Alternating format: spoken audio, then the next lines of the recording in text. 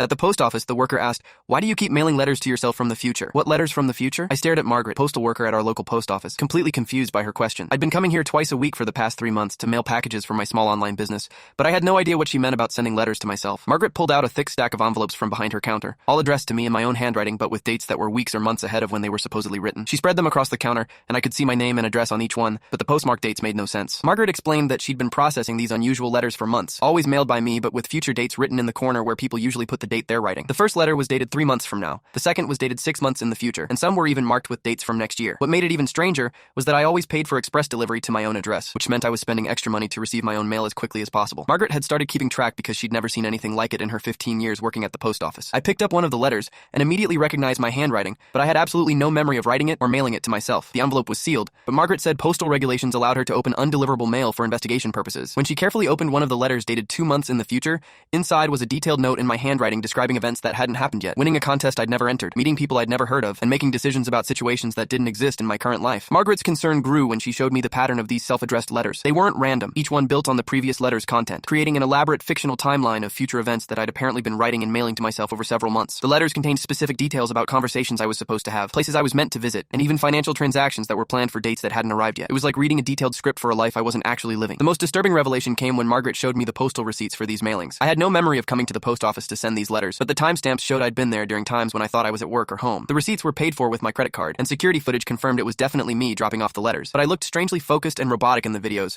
like I was following a predetermined routine rather than making conscious decisions about what I was mailing. I immediately called my doctor to discuss the possibility of memory loss or sleepwalking episodes that might explain the mysterious letter writing sessions. Dr. Peterson scheduled an emergency appointment and referred me to a neurologist for comprehensive testing after I described the situation with the future dated letters. The medical evaluation revealed that I'd been experiencing complex partial seizures that created periods of automatic behavior where I would perform elaborate tasks without any conscious awareness or memory of the activities. The neurological condition explained why I'd been writing and mailing detailed letters about fictional future events during seizure episodes when my conscious mind wasn't in control of my actions. The treatment plan included anti-seizure medication and regular monitoring to prevent further episodes of unconscious behavior. Margaret's attention to the unusual postal pattern had actually helped diagnose a serious medical condition that could have led to more dangerous automatic behaviors if left untreated. The post office implemented a policy to flag unusual mailing patterns that might indicate customers experiencing medical emergencies or cognitive issues that required professional intervention.